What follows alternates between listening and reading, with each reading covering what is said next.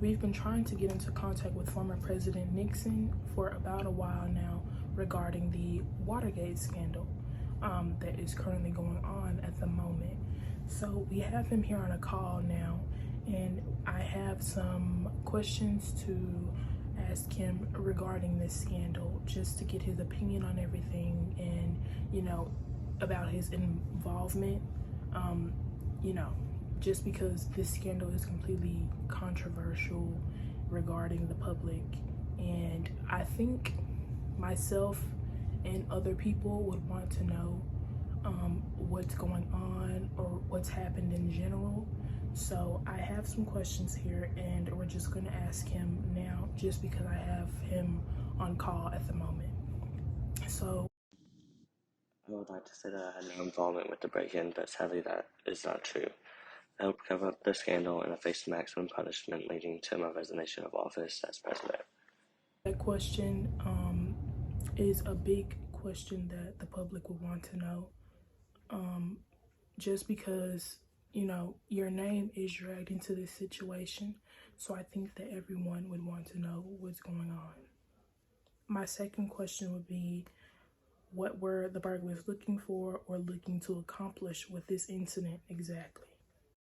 Well, what the burglars were trying to do when they broke into the Democratic National Committee's office was they were trying to bug it, and they were trying to take pictures of classified documents. My third question is, what happened with former FBI Deputy Director Mark Phil? He, from what we know, he was seen as this anonymous individual that basically leaked information, and I think the public would want to know exactly what he had to do with it. FBI Deputy Director Mark Felt was the person known as Deep Throat, which means he was the person who helped contribute to the uprising of the Watergate and the mass spread of the information to everyone, which caused because he leaked information to the Washington Post. And in 1980, he was convicted for violating civil rights when he came forward for being the person known as Deep Throat. And he was later pardoned in 1981 by President Ronald Reagan due to his age and to the amount he's endeavored. Okay. And my next question is, who were the 5 burglars involved in this incident? The 5 men who were involved in the Watergate scandal, the burglars, were James W. McCord, Burglar R. Rodriguez, Frank A. Sturgis, Ignio R. Martez, Bernard L. Barker. They were the 5 burglars who broke into the Democratic National Committee headquarters. Okay. It's also said to have been 2 accomplices as well. Is this statement true? So this true. There were 2 accomplices involved in Watergate. Their names were Gordon G. Liddy and E. Howard Hunt Jr., which they were 2 former government employees, one which worked under me. My next question would be, why did Mr. Liddy and Mr. McCord not plead guilty? Mr. Liddy and Mr. McCord did not end up pleading guilty at the time, but eventually later on they did end up pleading guilty at the end of January of that year, and the trials for the 5 burglars have ended. My next question is, why were your conversations being recorded in the first place? Just because I feel like these conversations being recorded were eventually going to be leaked to the public, if not by you, then by someone else. So why exactly were they being recorded in the first place? My conversations were being recorded because I was the president, and like every other president, all of our calls are all kept in the White House archives.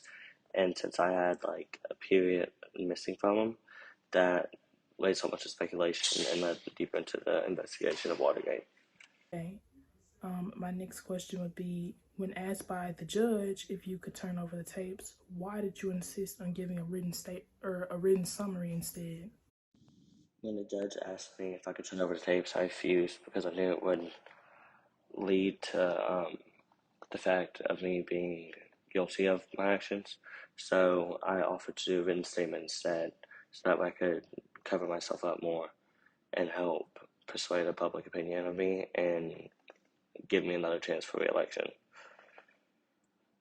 And then lastly, why do you think President Ford decided to grant you a full pardon?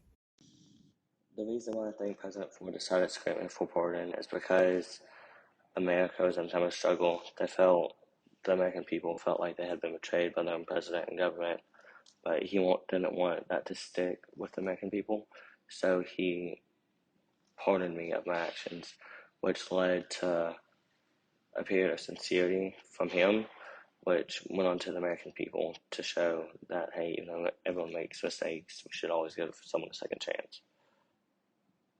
Much, Mr. Nixon. Okay, America. Make sure to tune in next week where we will still be live broadcasting from the court regarding this topic. And like I said earlier, I know that people want to know what our president is doing and why is he involved in some sort of controversy and something that's seen as criminal. So like I said earlier, make sure to tune in every day into Good Morning America, and we will keep you updated on everything regarding this scandal and more.